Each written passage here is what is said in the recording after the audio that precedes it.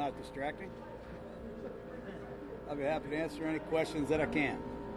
You guys made a couple of roster moves. What's Doug's injury? Doug has a shoulder injury, unfortunately, and he's going to go to injured reserve. We signed Corey Legion. We're really excited about that. We think he's an excellent football player. Thrilled to have him. Bryson Allen Williams was added to the roster as a linebacker. We have some injuries at that position, so obviously he's going to come in and get ready to compete this week against the Seahawks. And Andrew DePaula was released as well. We needed to make a couple roster moves today to sign Bryson Allen Williams and Corey Legion. How did Trent sort of separate or win that job? That was tough. That was a very close call. We've got a young kicker, a young punter, and a young snapper now. So all the people that don't think I like young players, ha humbug to all you. What have you seen from Keyshawn Nixon over the past couple of preseason games? Well, if you've studied the film, you see what we see. He's made more plays than any of our corners. He's playing extremely well. He's confident. I mean, he's had a lot of ball production, and he's also been a factor on special teams. So we're really pleased with Nixon. Back to Legion, having somebody who's played at a high level for a long time, what does that bring, to the mix up front? And also, he's played several different techniques in his time with the Chargers. Where does he fit? Well, we're a one-gap 4-3 defense.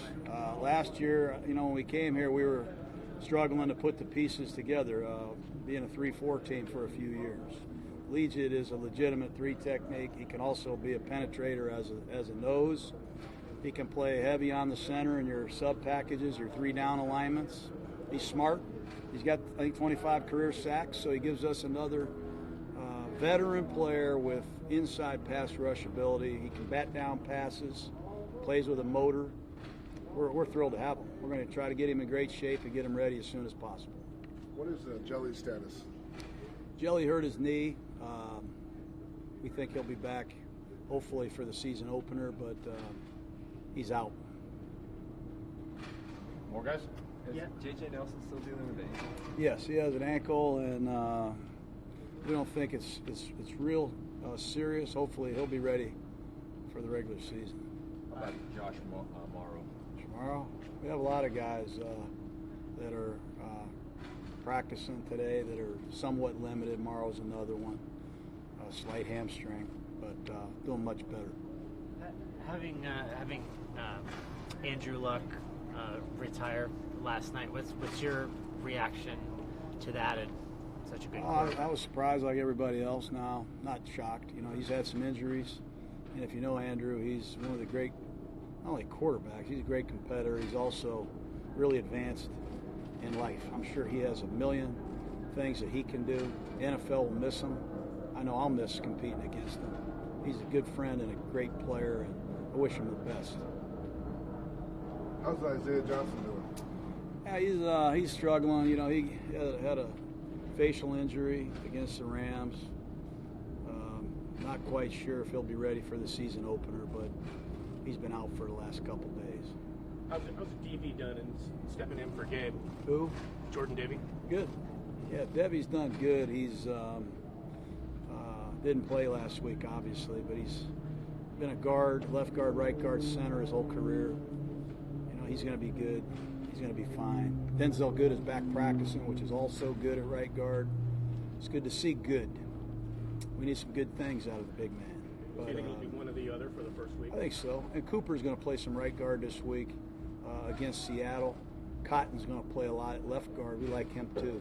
So we've got some young guys that are emerging. It's got some veteran players that are coming back, and hopefully they can hold down the fort because they got to replace a great player. The transition from tackle to center that the UCLA kid has done, why did you guys identify him to make the switch? And you've mentioned that he's done well. I think Cable deserves a lot of credit.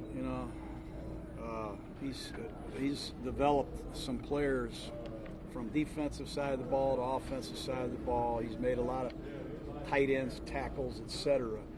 But this kid has the size, the mobility, and the traits that a lot of centers have that are successful. And a lot of players come into pro football and transition from tackle to guard or guard to center.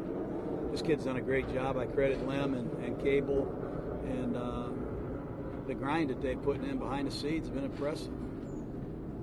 Do you like the trend of starters playing less in the preseason, or do you have some concerns about them not getting enough work in? Or well, the problem is the preseason isn't just for the starters. These poor backups don't even get a rep when the season starts. So we got to use these preseason games to develop young players. And we might have 5 or 6 undrafted rookies make the team. We'd never found that out if we didn't plan it. So I don't think the preseason has ever been for the veterans as much as the practices are. But I think the games are critical to evaluate young players, quarterbacks that don't get much of a chance when the season starts. You guys all good? Okay. Thanks, Will. Appreciate it. You guys have a good one. Thanks.